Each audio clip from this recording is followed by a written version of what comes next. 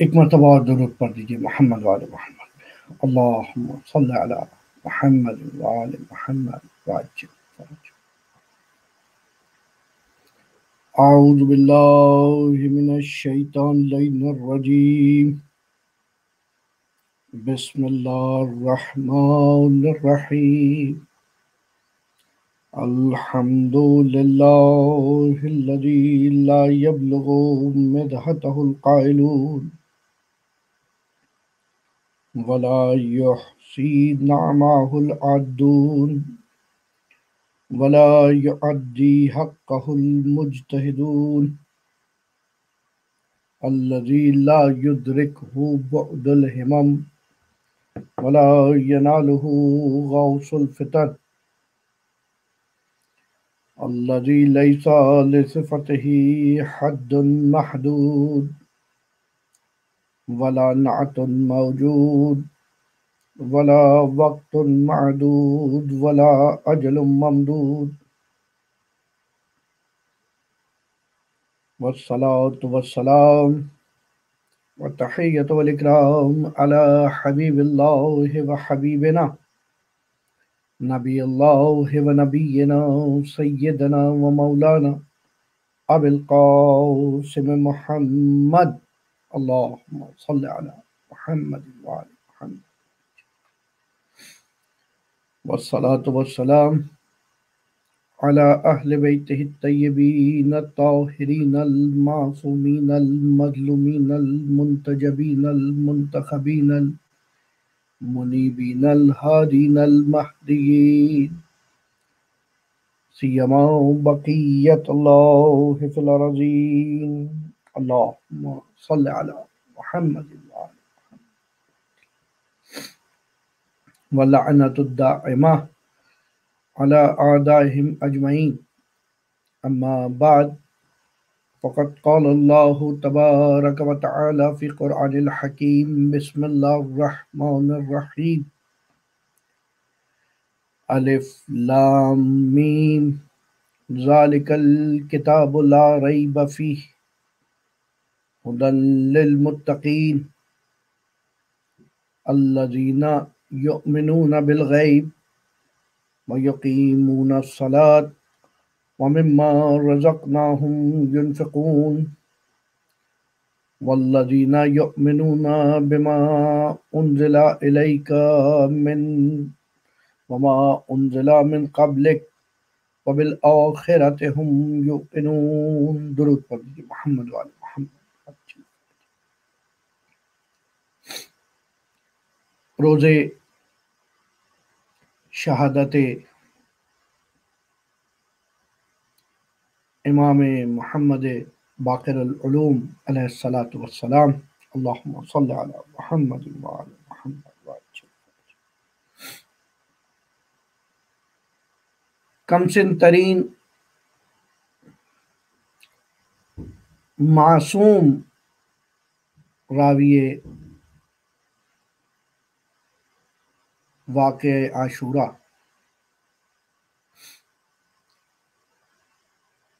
وہ امام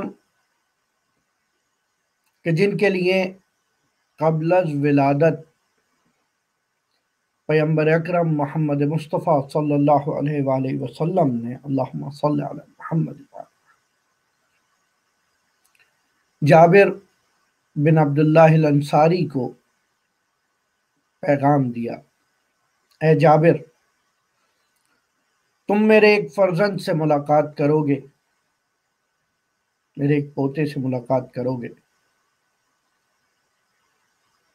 کہ جس کا نام میرا نام ہوگا، جس کے شمائل، جس کی خصوصیات، جس کا ظاہر میری طرح ہوگا، جس کا باطن میری طرح ہوگا، وہ مجھ سے بہت مماثل ہوگا. جب اس فرزند سے ملو تو جابر اسے ہمارا سلام کہنا، اور وہ بھی تمہیں ایسے ہی ہدایت کرے گا جیسے ہم ہدایت کرتے. یہ مشہور حدیث کا ایک حصہ تو عام طور پہ پڑھا جاتا ہے اور مشہور ہے کہ میرا فرزند ملے گا جس کو سلام کہنا اس کا نام میرا نام. لیکن یہ مفصل اور مکمل حدیث اس طرح سے کتب میں بیان ہوئی 3 شرائط کے ساتھ۔ اس کی صورت میری صورت جیسی ہوگی، اس کے شمائل خصائل، اس کے عادات و اطوار بھی مجھ جیسا ہوگا، اور وہ بھی تمہیں ایسے ہی ہدایت کرے گا جیسے میں کرتا ہوں۔ عزیزان، 1400 سال گزر جانے کے بعد آج امت مسلمہ پریشان ہے کہ یہ فاصلہ زمانی جو وقت حضور سے لے کے، وقت پیغمبر سے لے کے آج تک ہے، اس فاصلہ زمانی میں بہت ساری چیزیں تبدیل ہو گئی، بہت ساری چیزیں نہ صرف تبدیل ہوئی بلکہ مسخ ہو گئی، ان کی شکلیں بدل گئی۔ میں اکثر ایک جملہ کہتا ہوں کہ الفاظ کے معانی تبدیل ہو گئے۔ عجیب، الفاظ نے اپنے معنی کھو دیے۔ مثال کے طور پہ روزمرہ کے استعمال میں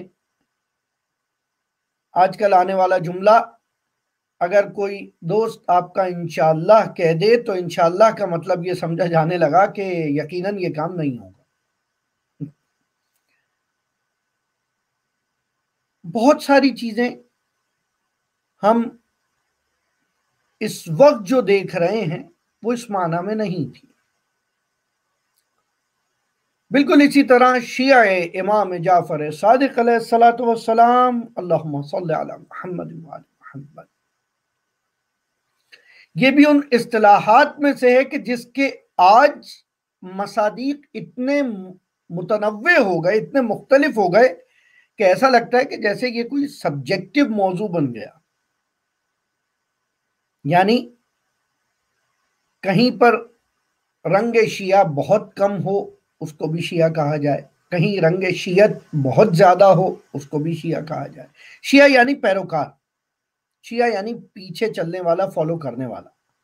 حقیقی معنوں میں امام محمد باقر علیہ السلام فرماتے ہیں اللہم صلی علی محمد وعلی محمد وعجل فرج۔ ہمارے شیعہ کی 3 خصلتیں، 3 خصوصیات، یا مومن کی 3 خصوصیات۔ پہلی خصوصیت یہ کہ جب وہ بہت خوش ہو، بہت زیادہ کوئی کارنامہ اس نے انجام دے دیا، وہ بہت زیادہ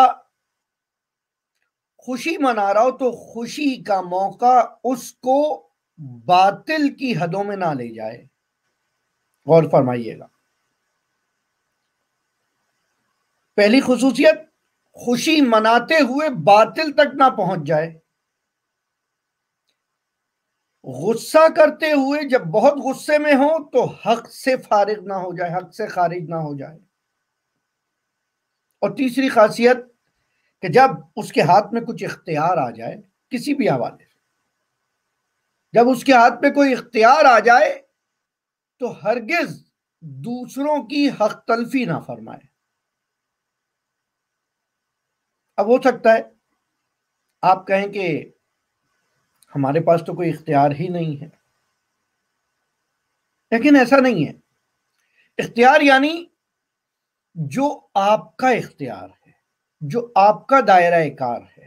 ہو سکتا ہے کسی کا دائرہ کار اس کا گھر ہو، کوئی کسی اسکول میں پڑھاتا ہے تو اس کی کلاس روم ہے، کوئی کسی آفس میں باس ہے تو اس کے عملے میں جو افراد اس کے ماتحت ہیں، کوئی کسی کمیونٹی میں کسی پوسٹ پر ہے تو وہ افراد جو اس کے تحت نظارت ہیں۔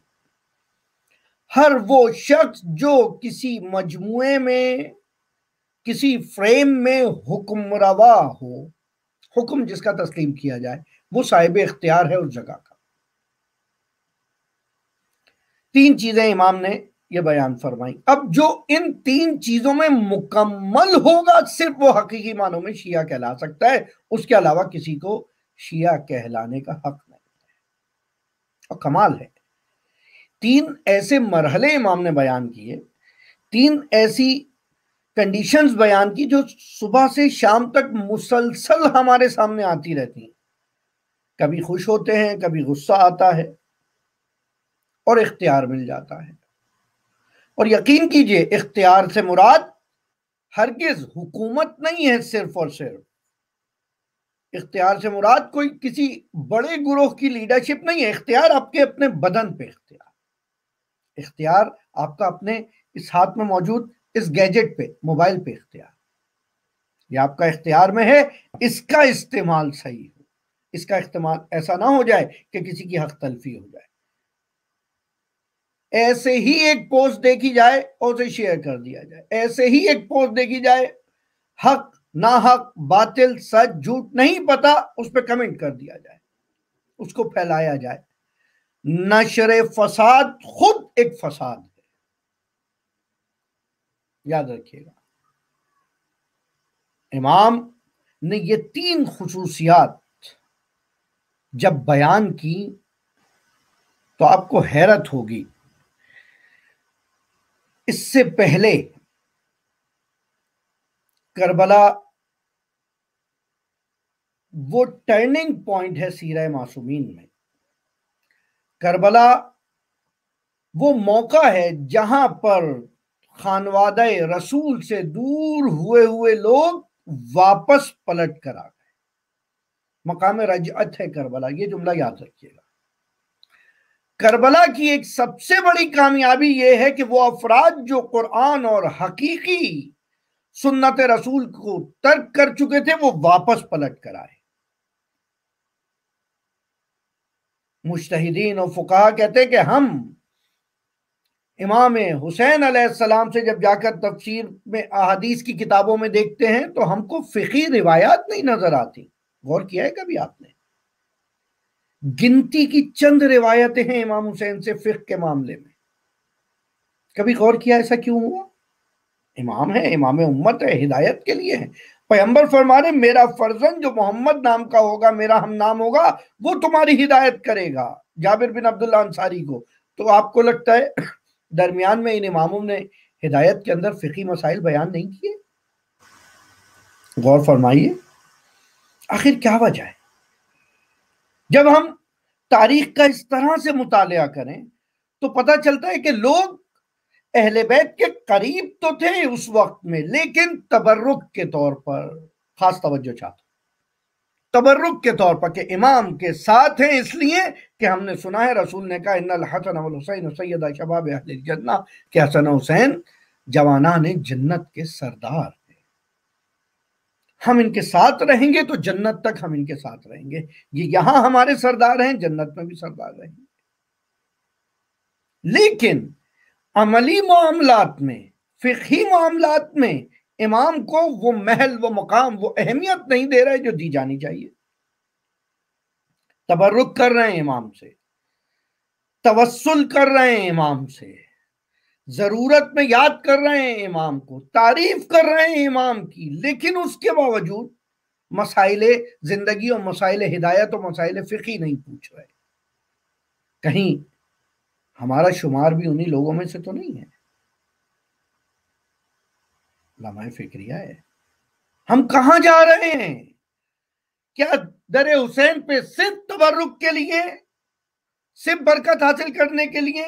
ہاں اس لیے کیونکہ امام محمد باقر علیہ السلام نے فرمایا ہر وہ آنکھ جو غم حسین میں نمناک ہو جائے روز محشر خداوند تعالیٰ اس آنکھ کو تر نہیں ہونے دے گا۔ خداوند تعالیٰ نے اس کے بعد امام نے پھر فرمایا جس آنکھ سے آنسو نکل کر اس کے رخسار تک آ جائے، اللہ اکبر،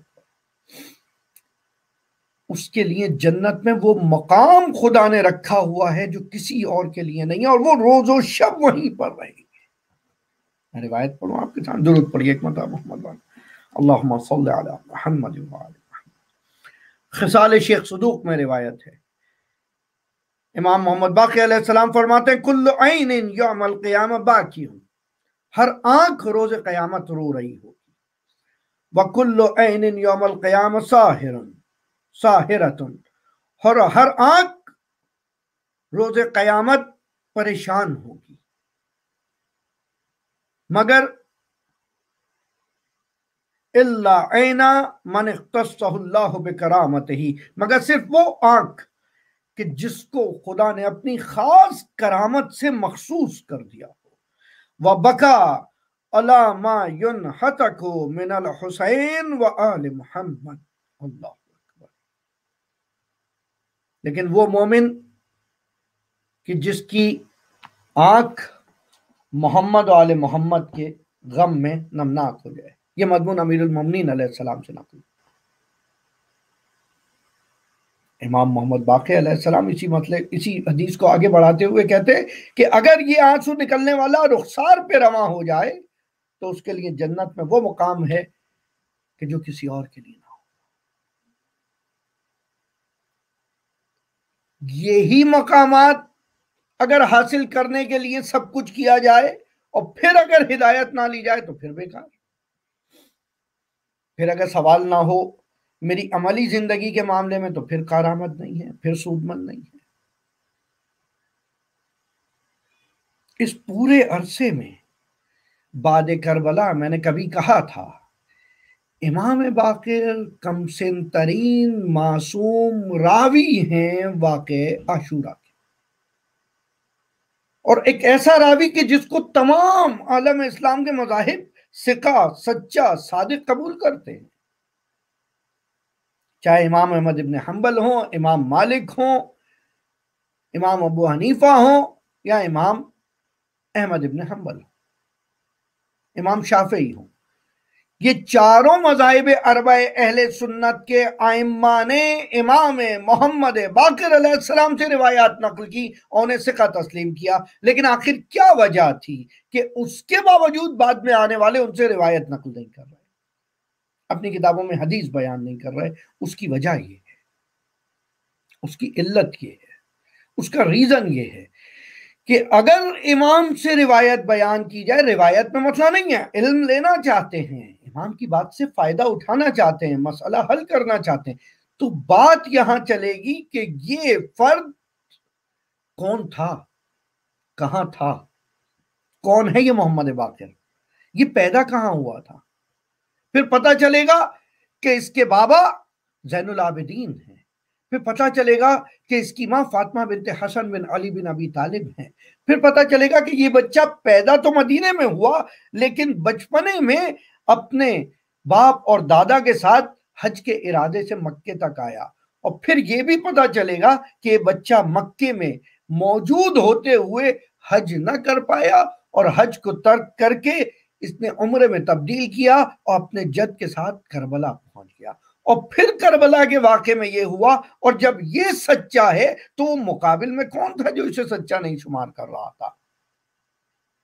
इसलिए बेहतर ये है कि हदीस ही नकल ना की जाए, बयान ही ना किया जाए। गौर फरमा रहे हैं,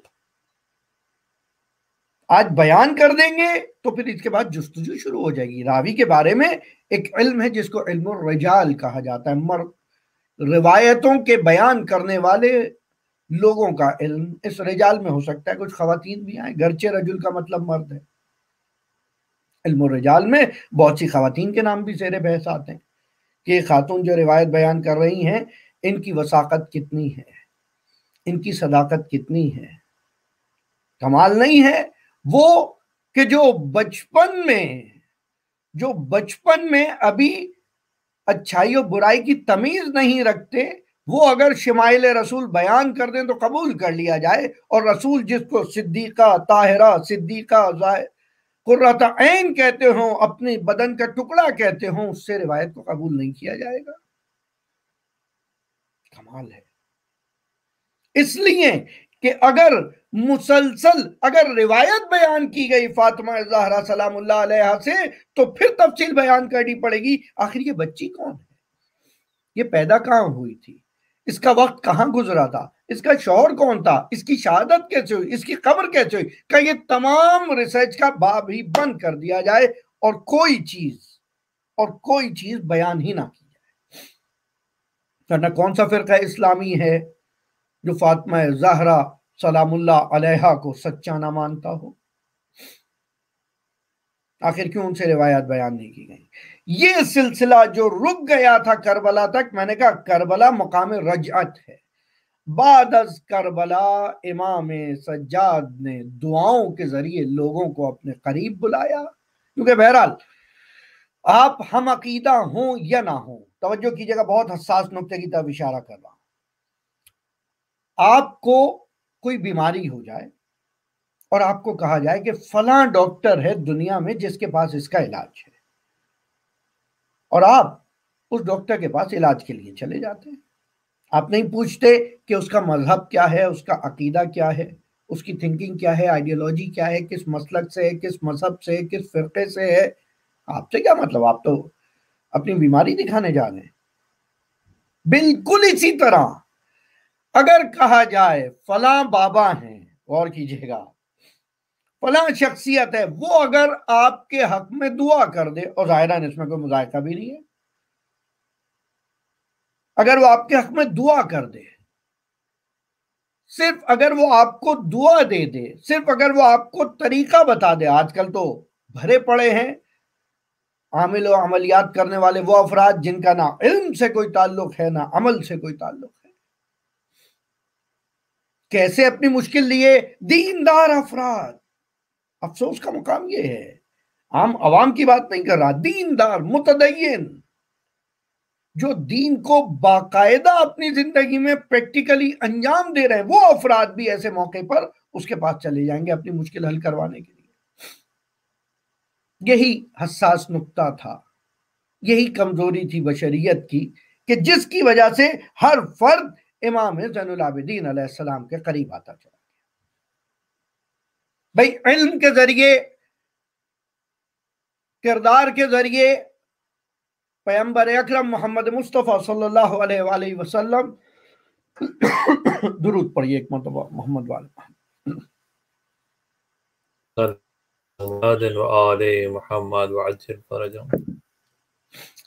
وحی کے ذریعے پیغمبر ہدایت کرتے رہے، کردار و علم و تفسیر وحی کے ذریعے مولا متقیان ہدایت کرتے رہے، تفسیر احادیث اور کردار کے ذریعے، عمل کے ذریعے امام حسن ہدایت کرتے رہے، امام حسین ہدایت کرتے. لیکن یہ قوم نہ علم سیکھ رہی ہے، نہ عمل سیکھ رہی ہے، اب دعاؤں کے ذریعے سید سجاد کے قریب آنا شروع.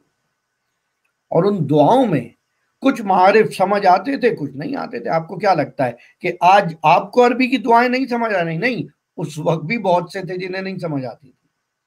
عرب تھے، اہل زبان تھے، لیکن یہ سمجھ نہیں پاتے تھے کہ ایک مرتبہ دعا کرتے کرتے امام کہ خداوندہ ظالمین کو نیست و نابود فرما، اور خداوندہ تو ہر ظلم کرنے والے سے واقف ہے، خداوندہ تو ہر مظلوم کی مظلومیت سے واقف ہے، تو اندھیروں کے سایوں سے واقف ہے. اللہ علمی مقامات دعاؤں کے اندر. ایک تھیسس ہے، ایک صاحب نے پاکستان میں انجام دیا، صحیفہ سجادیہ کے اندر نکات علمی اور سائنسی، بہترین موضوع ہے. سمندر کی تہوں میں موجود مخلوقات کو رزق پہنچانے والے، سمندر کی گہرائیوں میں اندھیروں میں سایوں کا وزن جاننے والے. اللہ اکبر، کمال دیکھ رہے ہیں. کیا واقعی سائے کا کوئی وزن ہوتا ہے؟ بچوں کے لیے لمحہ فکریہ ہے، نوجوانوں کے لیے، اہل علم کے لیے. کیا شیڈو کا کوئی ویٹ ہوتا ہے؟ اور ہوتا ہے تو کس اسکیل پہ میجر ہوگا، کس طرح کا ویٹ ہوگا؟ ہر ویٹ کو بیلنس سے ہی تو نہیں ناپا جا سکتا نا. ہو سکتا ہے کسی چیز کا صرف ایفیکٹ ایسا ہو. بہرحال پھر کبھی اس پہ بات کریں گے. آج صرف یہ بیان کرنا، امام نے یہ چیزیں دعاؤں میں بیان کرنی شروع کی، اور پھر وہ افراد جو اب تک بارگاہ محمد و آل محمد سے دور ہو گئے تھے، امام باقر علیہ السلام نے دوبارہ سب کو جمع کیا. کمال دیکھیے، باقر العلوم یعنی علوم کو پھیلانے والا، اس کی منہ شگافی کرنے والا. اور یہ لقب بھی اسی روایت جابر کے اندر پیغمبر اکرم محمد مصطفیٰ صلی اللہ علیہ وآلہ وسلم سے نقل ہوا. اللہم صلی اللہ. اس طرح علم کی منہ شگافی کی، اس طرح علم بیان کیا، اس طرح تفصیل بیان کی کہ لوگ پھر قریب آنا شروع ہو گئے۔ انشاءاللہ اس سال عشرہ مجالس محرم میں اسی محمدی ویلفیئر ایسوسی ایشن کے پلیٹ فارم سے علم و معرفت کے حوالے سے گفتگو ہوگی، تو وہاں اس پہ تفصیلی بات کریں گے۔ لیکن صرف یہ سمجھ لیجئے کہ وہ علم ایک ایسی خلا تھی جو امام نے محسوس کیا واقع کربلا کے بعد کہ اگر علم و معرفت ہوتا تو ہرگز یہ امت اس حقیقت کو چھوڑ کے نہ جاتی۔ اور علم پھیلانے کے لیے یہی کتاب جو کتاب ہدایت ہے، جو میں نے آپ کے سامنے ابتدائی آیات سورہ بقرہ قرات کی، یہ صرف تبرکن نہیں بیان کی تھی، میں نے نہیں قرات کی تھی، بلکہ اس کی یہاں پر اس کو رب دے رہا ہوں کہ خداوند تعالیٰ نے آغاز کتاب میں بیان کیا ذالک الکتاب ھدی للمتقین، اس کتاب کو ہدایت اس سے حاصل کرنے کے لیے پہلے تمہیں خدا ترس ہونا پڑے گا، متقین ہونا پڑے گا، اور پھر متقین کون ہیں اس کے حوالے سے پھر دوبارہ اسی آیت کے اندر بیان کیا، الذین یؤمنون بالغیب، یہ متقین وہ ہیں جو غیب پر ایمان رکھتے ہیں، یہ متقین وہ ہیں کہ جو نمازیں قائم کرتے ہیں، یہ متقین وہ ہیں ینفقون جو انفاق کرتے ہیں راہ خدا میں، یہ متقین وہ ہیں یؤمنون بالغیب جو ان سے پہلے انبیاء گزر گئے ان پر بھی ایمان رکھتے ہیں اور یقین رکھتے ہیں آخرت پہ، وبالآخرۃ ھم یوقنون، دونوں غیب ہیں۔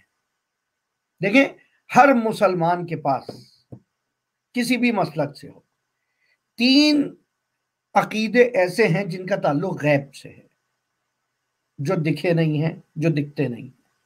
پہلا عقیدہ بالغیب وجود باری تعالیٰ اللہ جلالہ، وجود باری تعالیٰ ہے جو کہ غیب ہے، اس پر ہر مسلمان کا یقین ہے۔ دوسرا ایمان بالغیب ان انبیاء پر جو پیغمبر ختمی مرتبت پیغمبر اکرم محمد مصطفیٰ صلی اللہ علیہ وآلہ وسلم سے قبل گزر گئے، اللہم صلی اللہ علیہ وسلم۔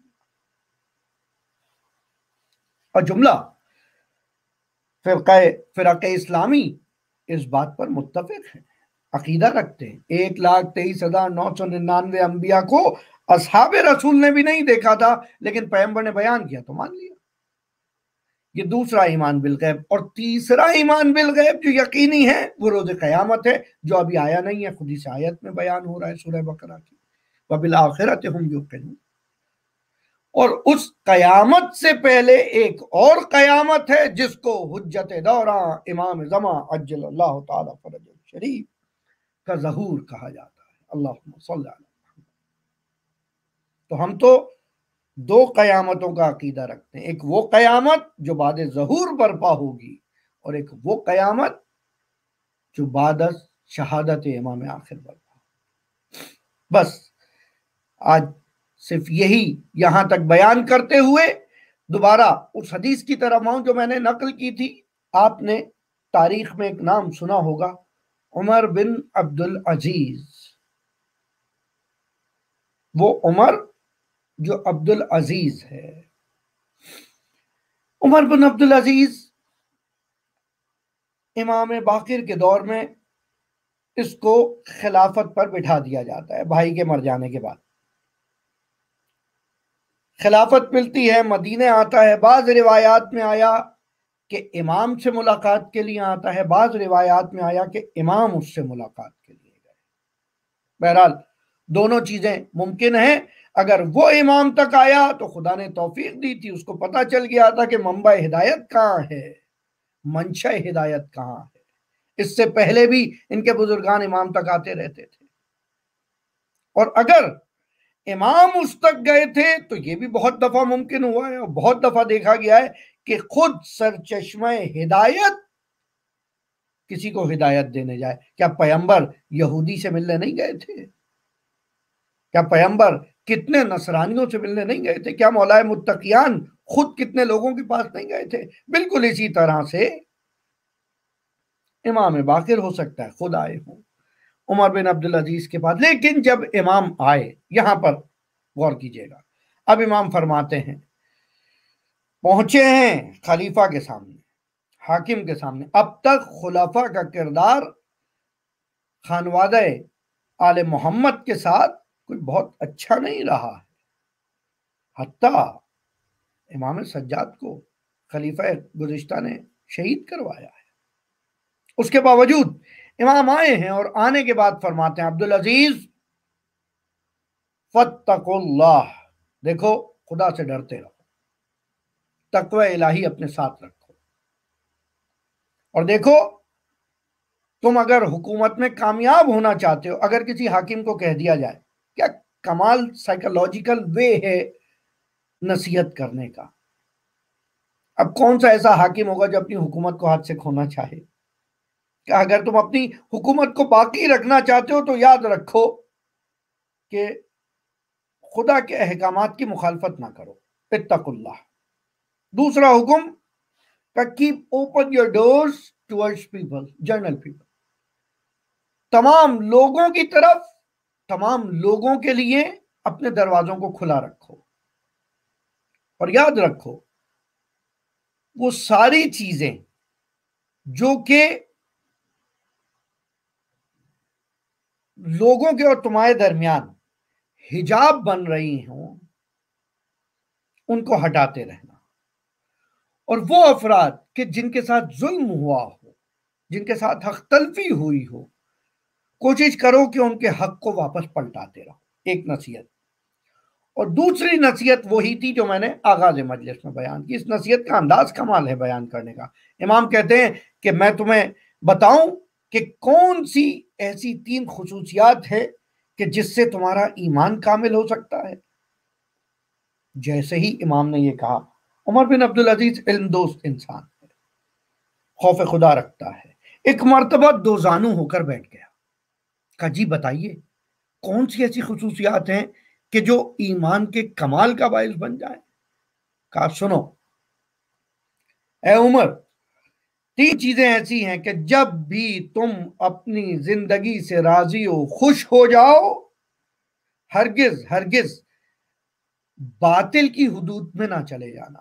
جب بھی زیادہ خوش ہو، راضی ہو جاؤ، باطل کی حدود میں نہ چلے جانا۔ اکثر دیکھا گیا ہے کہ جب بہت آسائش مل جائے، بہت آسانیاں مل جائیں، تو باطل تک جانے کے راستے زیادہ کھل جاتے ہیں۔ ایک شرط۔ دوسری شرط، جب تم غصے کی حالت میں ہو، جب تم پریشانی کی حالت میں ہو، ہرگز غصے اور پریشانی کی حالت میں حق کے میدان سے نہ چلے جانا، حق سے باہر نہ نکل جانا۔ غصے میں حق کو باقی رکھنا، حق پہ کھڑے رہنا کتنا مشکل ہے، یہ امام باقر سے زیادہ کون جانتا ہے، جس نے پورا واقعہ کربلا اپنی نگاہوں کے سامنے دیکھا۔ اور تیسری صفت ایسی جو کمال ایمان کا باعث ہے، وہ یہ ہے کہ جب تمہارے پاس کوئی اختیار آ جائے تو اس اختیار کے ذریعے، ہرگز اس اختیار کے ذریعے کسی کی حق تلفی نہ کر دے۔ ایک اور وصیت بیان ہوئی، یہ بھی سن لیجئے، شاید بہتر ہو۔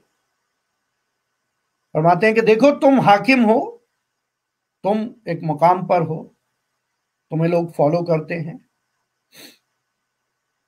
تمہاری رعایا میں جو تمہارے ہم عمر ہوں، یہ زندگی کا بہترین اصول ہے میرے تمام سننے والے اور دیکھنے والوں کے لیے۔ جتنے نوجوانان، جوانان، بچے، بوڑھے مجھے دیکھ رہے ہیں، غور کیجئے اس حدیث پر جو امام مشعل راہ زندگی کامیاب بیان ہے، ایک کامیاب زندگی کا اصول۔ جتنے تمہارے ہم سن ہیں، جتنے بھی تمہارے برابر کے ہیں، ان کے ساتھ برادرانہ تعلق رکھو۔ اور دیکھو کوئی بھائی کسی بھائی کو تکلیف تھوڑی پہنچاتا ہے۔ جتنے تم سے چھوٹے ہیں، جتنے قوم کے بچے ہیں، ان بچوں کو اپنا بچہ سمجھو، اور کوئی اپنے بچوں پہ ظلم تھوڑی کرتا ہے۔ اور جتنے تم سے بڑے ہیں عمر میں، ان کو اپنے باپ اور اپنی ماں کا درجہ دو، کوئی اپنے والدین پر ظلم تھوڑی کرتا ہے۔ اللہ، یہ عمر بن عبدالعزیز ایسا متاثر ہوا ان نصائح کو سن کر، اس واز کو سن کر، ان وصیتوں کو سن کر کہ امام کی بارگاہ میں بیٹھ گیا اور کہا سرکار یہ بتائیے میں آپ کے لیے کیا کر سکتا ہوں؟ کہا کچھ نہیں، جو تمہیں ہم نے نصیحتیں بتائی ہیں ان پر عمل کرو۔ اب اس نے دیکھنا شروع کیا کہ اگر کسی کا حق چھین لیا جائے تو پلٹا دیا جائے، کسی کے ساتھ ظلم ہو رہا ہو تو اسے روک دیا جائے۔ بعض روایات میں اس طرح سے بیان ہوا کہ عمر بن عبدالعزیز نے 3 کام کیے۔ پہلا کام، جو فدق حق کے سیدہ زہرا اور اہل بیت چھین لیا گیا تھا اس فدق کو واپس پلٹایا۔ ساتھ رہیے، اس فدق کو واپس اہل بیت تک پہنچایا، امام کی خدمت میں بھجوایا کہ یہ فدق آپ کی ملکیت تھی اور یہ آپ کو، اور یہ تاریخ میں مسلم ہے۔ جو افراد ملکیت فدق پر بحث کرنا چاہتے ہیں یا مناظرے سنتے ہیں، صرف ایک جملہ، اگر فدق حکومت وقت کا حق تھا تو حاکم وقت عمر بن عبدالعزیز کس طرح واپس پلٹا رہا ہے، اور اگر اہل بیت کا حق تھا تو کس طرح گزشتہ حاکم نے اس کو اپنی دسترس میں رکھا۔ ایک سوال، اس سے آسان تو کوئی نہیں ہو سکتا۔ فدق کا مقدمہ اگر حق ہی اہل بیت کا تھا اسی لیے تو واپس پلٹایا جا رہا ہے، اور جب آج پلٹایا جا رہا ہے تو کل جتنے افراد، جتنے خلفاء، جتنے حاکم اس فدق کو اپنے تحت تصرف رکھ کے گئے وہ سب غلط کر کے گئے ہیں، چاہے وہ راشدین میں سے ہوں یا غیر راشدین میں سے۔ اور فرمایا دوسرا کام عمر بن عبدالعزیز نے جو کیا، پیغمبر کی احادیث کو نقل کرنے پہ پابندی لگا دی گئی تھی۔ کمال ہے۔ اور ایک عجیب، جسے سلیس اردو میں کہا جاتا ہے، ایک عجیب بھونڈی دلیل دی گئی تھی، عجب بیہودہ دلیل دی گئی تھی کہ روایات قرآن سے مکس ہو جائیں گی، اس لیے کوئی حدیث بیان نہ کرے، اس لیے کوئی روایت بیان نہ کرے، اور اس کے پیچھے روایت صرف وہ نہیں بیان کی جاتی تھی جس میں فضائل اہل بیت بیان ہو رہے۔ لیکن خدا جسے چاہے اسے کون بجھا سکتا ہے؟ خدا جس چراغ کو باقی رکھے، قرآن میں خدا نے فرمایا کہ اور یہ لوگ چاہتے ہیں کہ پھونکوں سے اس چراغ کو بجھا دیں، ہرگز ایسا نہیں ہو سکتا۔ خدا یہ چراغ ہدایت روشن کر کے رہے گا، روشن رکھ کے دکھائے گا۔ درود پڑھیے ایک محمد۔ بارے دیگر درود فرمائے۔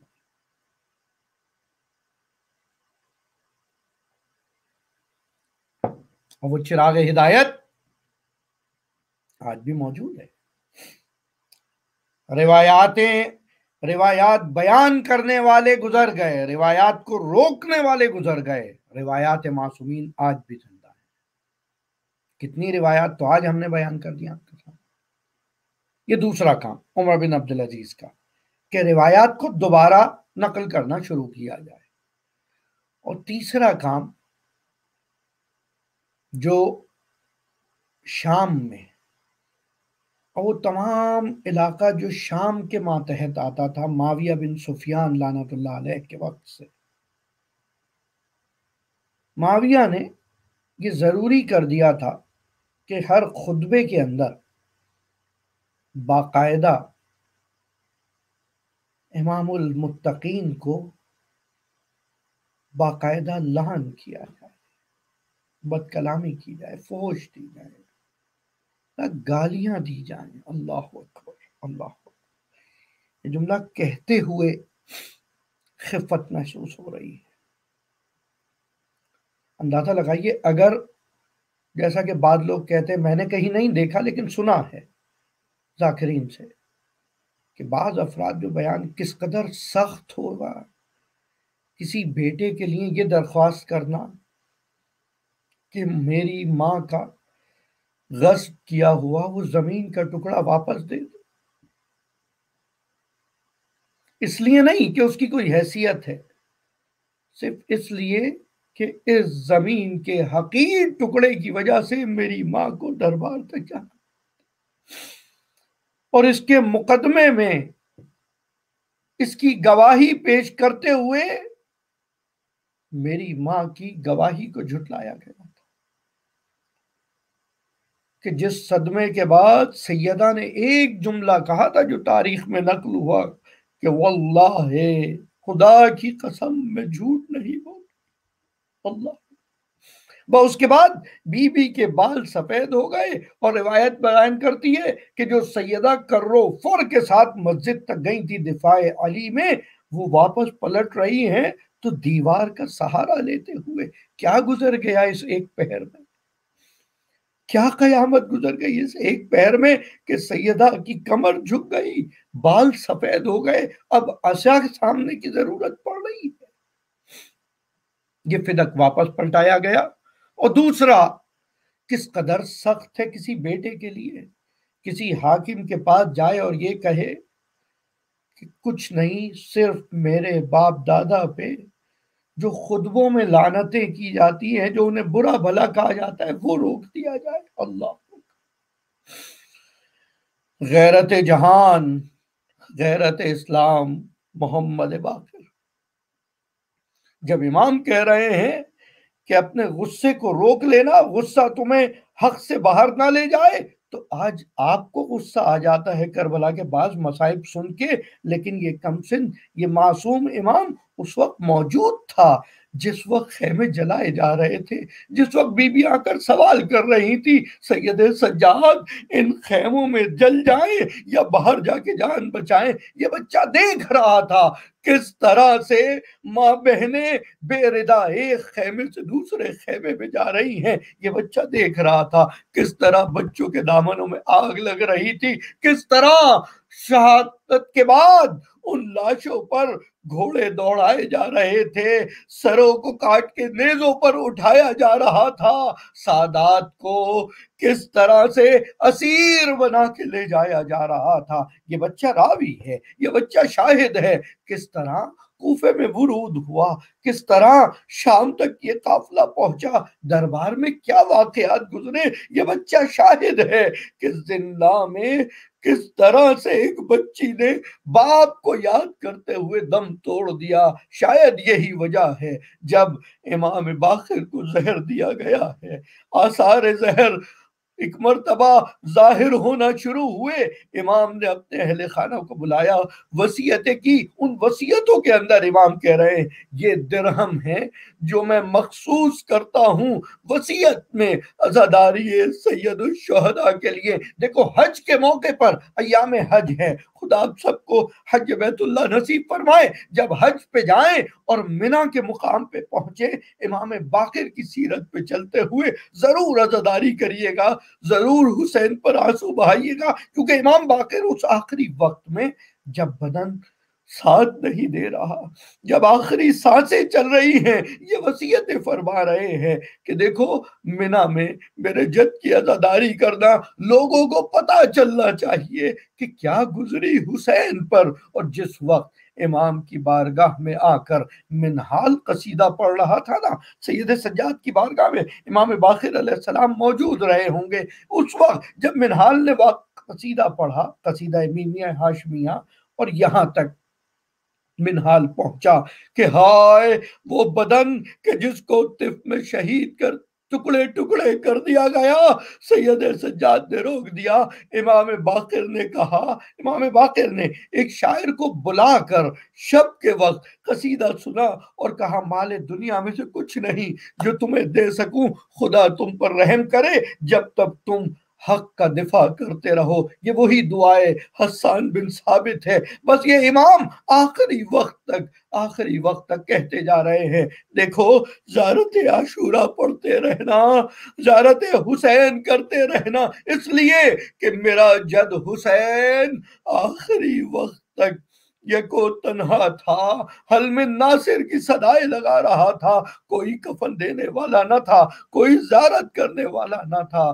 آخری وقت میں امام باقر دنیا سے گزر گئے، امام صادق نے جنازہ پڑھایا، کفن و دفن ہوا، اور اس کے بعد کفن و دفن کے بعد نماز کے بعد بقی لایا جا رہا ہے، بقی میں پہلو سید سجاد میں دفن کیا جا رہا ہے۔ السلام علیکہ یا محمد بن علی الباقر العلوم بعد النبی، السلام علیکم ورحمۃ اللہ وبرکاتہ، کن شفیعنا و شفیع والدینا فی یوم الجزا۔